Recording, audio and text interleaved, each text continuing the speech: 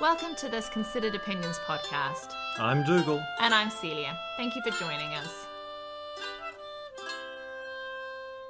A few weeks ago, I saw a video on X that talked about behaviour that men would find hard. And I said that's an awful behaviour to experience for anybody. It's a terrible thing. This was a comment you made. I made a comment on the video. On the video. And somebody took exception to that and was like, this is a completely unacceptable thing to say. It can only be about whether men find it hard. Can't be about anything else. So by trying to empathise or sympathise with this person and saying, I can understand this would be terrible, they actually took offence at you agreeing with them. Essentially. It got me thinking about this, what I call the zero-sum mindset, which is this idea that if one group or person is winning, or if this applies to one, it can't apply to anybody else because then they would automatically lose. It would subtract. So for this person, saying that that's rubbish behaviour for anybody to experience, it somehow detracted from the fact that his experience, so sympathizing or understanding his pain, minimized it in some way. And I felt like it really exemplified the zero-sum mindset of there isn't enough. And this zero-sum mindset can be applied to anything. And in that story, it's a manosphere person, a guy trying to, play victim Olympics, saying, guys have it bad.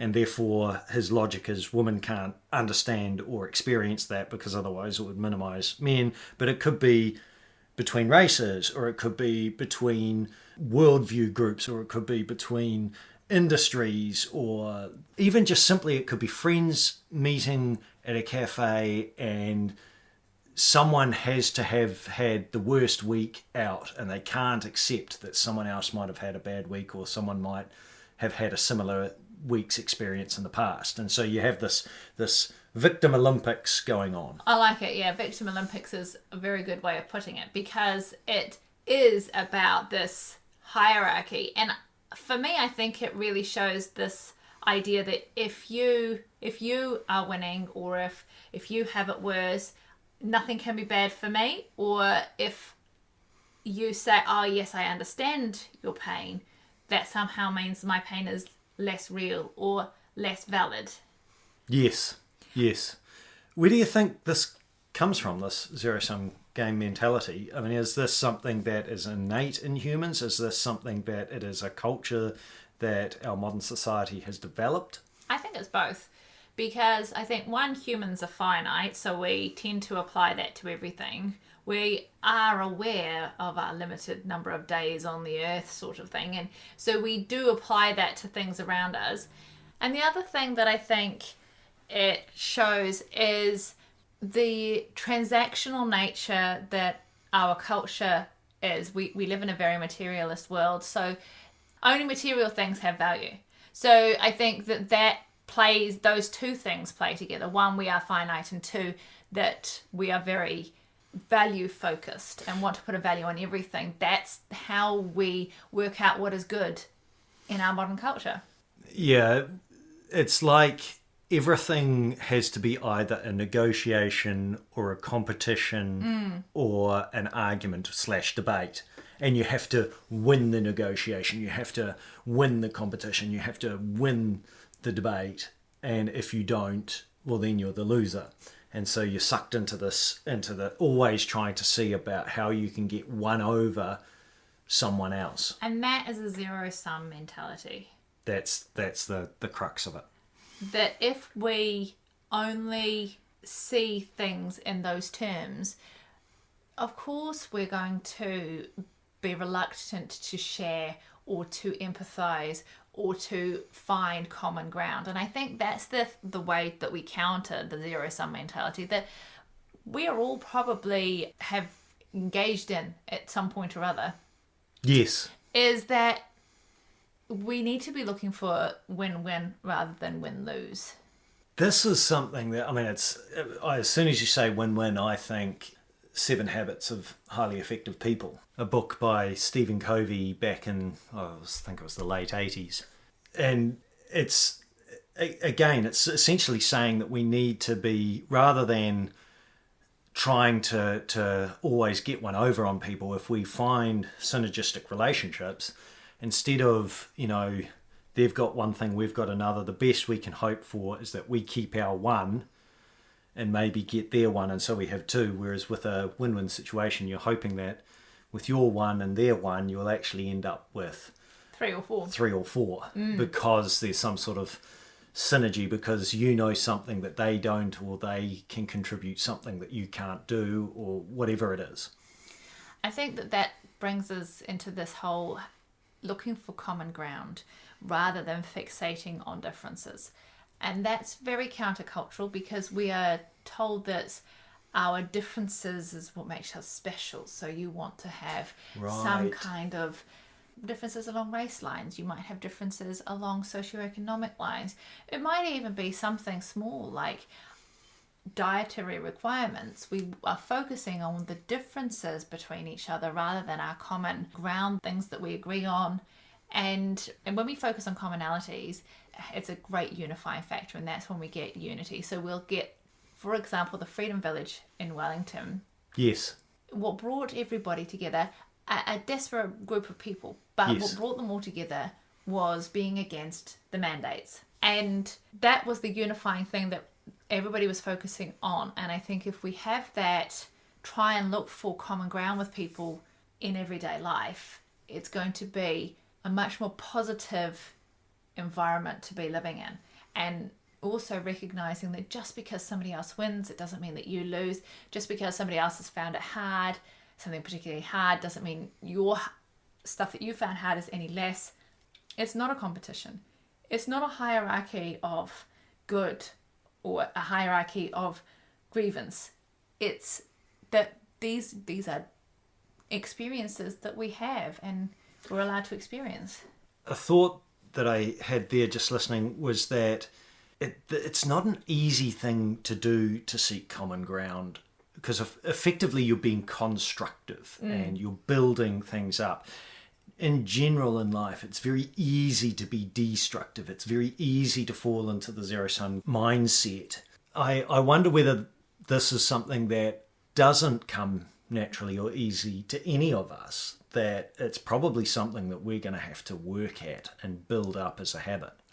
I completely agree. I think that because it's so countercultural, to be able to change your thinking, that's the first step before we'll be able to change any behaviours. But it really feeds back to this, that there is enough, and that your experience is not lessened by the experience of others. Yes.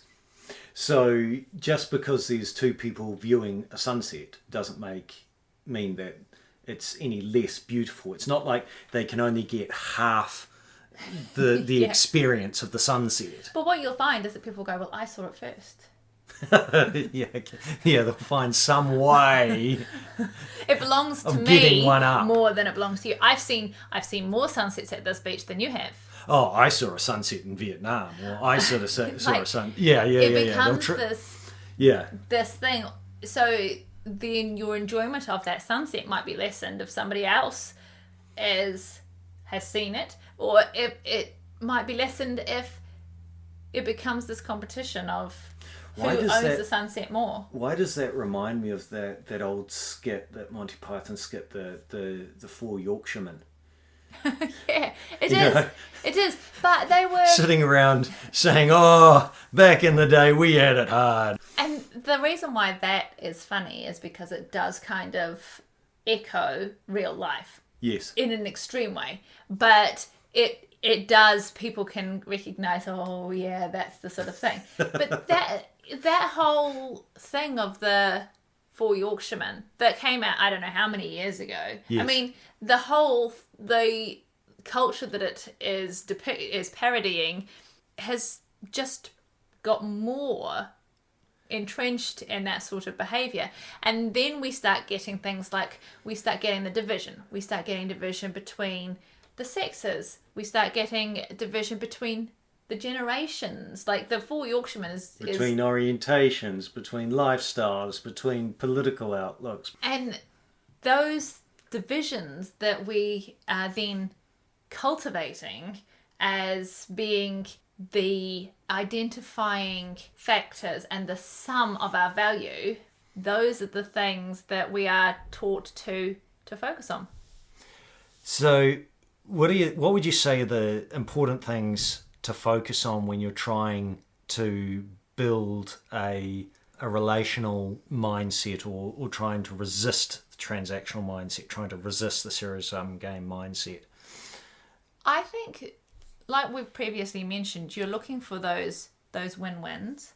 You're looking for common ground rather than fixating on differences. So you're trying to reach out to other people and meet them where they are, not Yes. trying to change them or convince them of everything, but just simply trying to understand. And accept that, that you might agree, you both might like a cup of coffee, or you both might like to have a cheese scone, whatever it is that it might be something very small, but you can relate to that person and focus on the things that unite you. And people might actually agree deep down on a base level, but they might go about it in a slightly different way. Yes, we are so used to standardization now that deviation from the norm is hard to process, and I think part of that is to do with the fact that we have so much information to process. We want the shorthand. In fact, and sometimes when people feel that they are stepping outside the box, they really aren't, because they're only stepping outside the box within acceptable parameters of what is considered stepping outside the box. One of the ways I think also to move away from the zero-sum mindset is to view things more relationally. We've used that word already in this podcast, but what do you mean by that? Well, relationships is not a metric for success in our culture. We measure it by dollars and cents. We measure it by achievements. And we measure it by credentials. Credentials, yes. So things that sound good, but often the harder things, and what people might term more mundane, the more everyday things, which are harder to succeed in. This reminds me of Chesterton was big on this, that the extraordinary thing is not that you find someone on the other side of the world that shares your love of jazz music. The extraordinary thing is to be able to live next door to your neighbour who you really don't like without killing each other. Yes. Yeah. And we had this conversation a week or so ago about somebody who was successful in their job, but it came at a cost with relationships. Yes. And that's a common thing that you see and hear, is that would be considered a successful person. Yes. Because relationships is not a metric. Yes, that people use. It's something that both Ravi Zacharias and Jordan Peterson have talked about, that some of the most successful people are some of the most lonely. And Jordan Peterson in particular, he talks about it.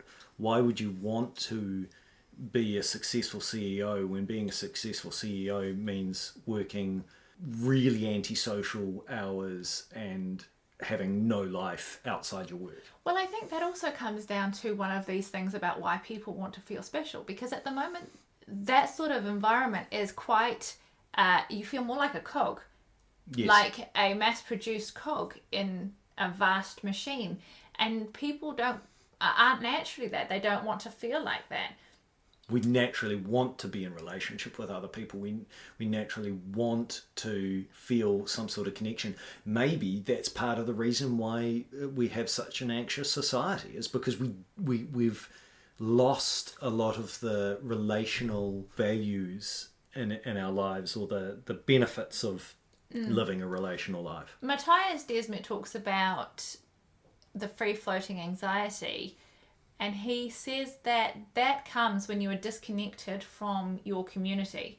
And so if you are not focusing on your common humanity and building the relationships with people around you simply, and it doesn't, I'm not talking about having to have the deep, meaningful, perfect relationships with everybody. I'm talking about just interacting and having common things that you can appreciate about each other.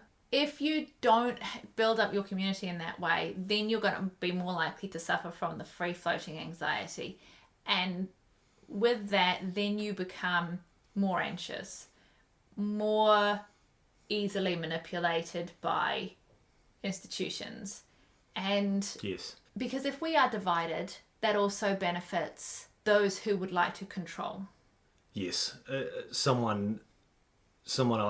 Where were we talking about recently where it was to do with census data, and where if everyone stands together on an issue around the taking of a census, then there is a strength in that. But we came across a situation recently where someone was being singled out, and it was very difficult for them because if they're alone. And there was the case of a high school principal in the UK who asked one question about whether or not it was necessary to vaccinate children against a disease that they had a very low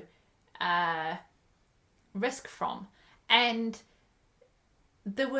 he lost his job for that, he lost his career, but he got a lot of people, other principals, coming to him privately and saying, oh, I agree with you. I want to know the answer to that question too. I wondered that, and I agree with you. But none of them stood up. Yes. And if they had united together, then that would have been more powerful. Andrew Clavin says this a lot because he used to be a writer in Hollywood, and he would stand up and say things, and he'd have a lot of people, again, same thing. Privately, they'd say, oh, I agree with you. Why don't you say something? Andrew Clavin would go back and they go, oh, no, I can't say anything. But if people stood together and stood strong, things would change. But that requires a relational mindset where you value relationships over, your material situation. Where I think it requires relationship attitudes in that you're looking for the common ground and ways that you can support each other rather than the differences. But to bring it back to the zero-sum mindset of we need to start not looking at everything through a transactional filter. And I'd say we need to practice absolutely. But to make it into a habit. Nobody's going to ever be able to do it perfectly 100% of the time. And it is going to be a practice thing because it's so countercultural to us. But being aware of it is the first step, and really thinking about why somebody else's experience might diminish yours. It suggests then that experiences are finite. And they're not. We don't have a sunset. No, exactly. Thank you for joining us for this Considered Opinions podcast. We look forward to seeing you again next time, and don't forget to like, share, and subscribe.